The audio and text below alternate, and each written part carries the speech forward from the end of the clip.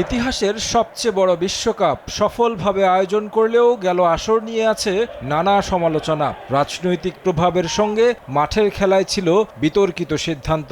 অতিমাত্রায় প্রযুক্তির ব্যবহার বিভ্রান্ত করেছে সমর্থকদেরও। এবার ফিফা আলোচনায় ফুটবল অর্থনীতি নিয়ে। বিশ্ব ফুটবলের নিয়ন্ত্রক সংস্থা গঠন করতে যাচ্ছে নতুন একটি বাণিজ্যিক প্রতিষ্ঠান, ফিফা ফরওয়ার্ড এন্টারপ্রাইজ বা এফএফই।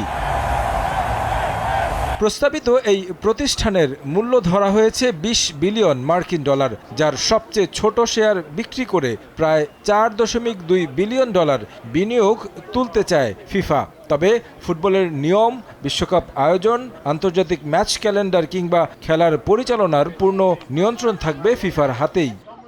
ফুটবল বিশ্বের সবচেয়ে জনপ্রিয় খেলা। এর বাণিজ্যিক সাফল্যকে আমরা উদযাপন করি, কিন্তু আমাদের দায়িত্ব হলো সেই সাফল্যের সুফল যেন বিশ্বের প্রতিটি দেশের ফুটবলে পৌঁছে যায়। এটি বিশ্বজুড়ে ফুটবলকে আরও গণতান্ত্রিক করার উদ্যোগ। ২১১টি সদস্য দেশ এটির সিদ্ধান্ত নেবে।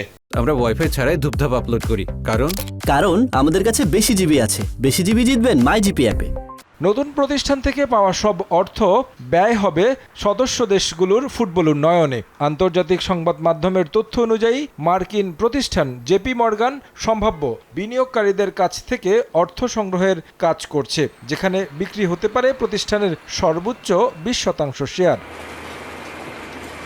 তবে ফিফার এই পরিকল্পনা মোটেই ভালোভাবে নেয়নি উয়েফা। তাদের মতে ভবিষ্যতে ফুটবলের স্বাধীনতা ও সুশাসন প্রশ্নের মুখে পড়তে পারে। তাছাড়া এটি আত্মঘাতী সিদ্ধান্ত হিসেবে দেখছে ইউরোপিয়ান ফুটবলের নিয়ন্ত্রক সংস্থা।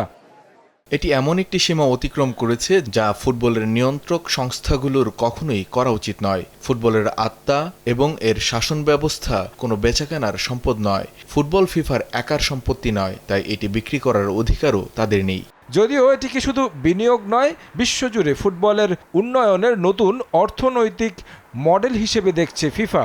উয়েফার সমালোচনার মুখে শেষ পর্যন্ত এই পরিকল্পনা বাস্তবায়ন হয় কিনা সেটাই দেখার বিষয়। তারেক হাসান শিমুল, সময় সংবাদ।